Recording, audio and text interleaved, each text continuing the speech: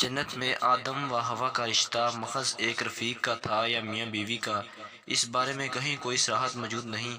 تاہم اس امر پر کم و بیش تمام مذہبی کتب لکھنے والے مورخین متفق ہیں کہ آدم و حوا میں ازدواجی تعلقات نہ صرف ان کے زمین پر اتارے جانے کے بعد قائم ہوئے، بلکہ اولاد آدم کی ابتدا بھی اس واقعے کے بعد آئی۔ مشیت الہی سے حوا جڑواں بچوں کو جنم دیتی، جن میں سے ایک لڑکا ہوتا اور ایک لڑکی ہوتی۔ آدم کی پہلی اولاد قائن تھا، جسے قابیل بھی کہا جاتا ہے، جبکہ اس کے ساتھ جو لڑکی پیدا ہوئی اس کا نام یندار رکھا گیا۔ اس کے بعد جو جڑواں بچے پیدا ہوئے، ان میں سے لڑکے کا نام حابیل اور لڑکی کا اکلیبیہ تھا۔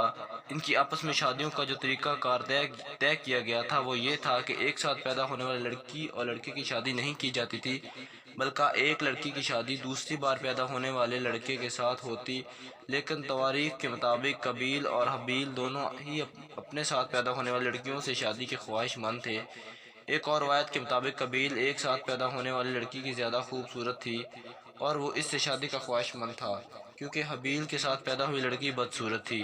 بعض تواریخ میں ہے کہ حابیل کو یہ خوف تھا کہ قابیل نے اگر اس کی جڑواں بہن کے ساتھ شادی کر لی تو اکلیبہ کی ملکیت میں موجود مال و متاع اور بھیڑ بکریاں بھی اس کے قبضے میں چلی جائیں گی، اور یہی خوف قابیل کو بھی تھا۔ دونوں نے جب اس مسئلے کو اپنے والد کے سامنے پیش کیا تو انہوں نے مشورہ دیا کہ دونوں بھائی اللہ کے حضور قربانی پیش کریں، جس کی قربانی منظور ہو جائے اس اپنے ارادے کے مطابق کام کرنے کا اختیار ہے۔ دونوں نے ایسا ہی کیا۔ قابیل اپنے کھیت کے پھل کا ہدیہ لایا اور حابیل نے اپنی بھیڑ بکریوں کے کچھ پہلوٹھے بچے اور ان کی چربی پیش کی۔ اس زمانے میں قربانی یا نذر کی قبولیت کا الہامی دستور تھا کہ اس کی کسی بلند جگہ پر رکھ دیا جاتا، کہ قربانی والی جو چیز تھی اسے کسی بلند جگہ پہ رکھ دیا جاتا،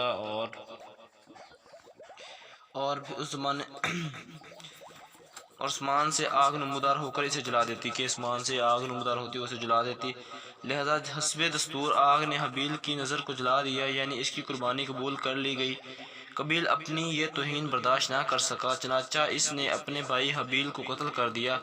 اس سے ثابت ہوا کہ نسل انسانی کا پہلا قتل ایک عورت کے حصول کے لیے ہوا، لیکن قتل کے بعد قابیل حیران تھا کہ اس لاش کا کیا کرے، کیونکہ ابھی تک نسل آدم موت سے دوچار نہیں ہوئی تھی، اور اس لیے حضرت آدم نے مردے کے بارے میں کوئی حکم الہی نہیں سنا تھا۔ یکا اس نے دیکھا کہ کوے نے زمین کریدر کر گڑھا کھودا، جس سے قابیل کو یہ معلومات ہوا کہ اسے اپنے بھائی کی لاش کے لیے گڑھا کھودنا چاہیے۔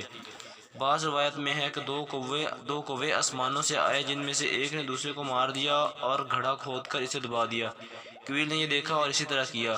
حابیل کے قتل کا واقعہ قرآن مجید میں موجود ہے۔ کہا جاتا ہے کہ قابیل نے حابیل کو عراق کے کسی جنگل میں موت کے گھاٹ اتارا، جبکہ کچھ لوگوں اس ملک شام کی جنگلات بتاتے ہیں۔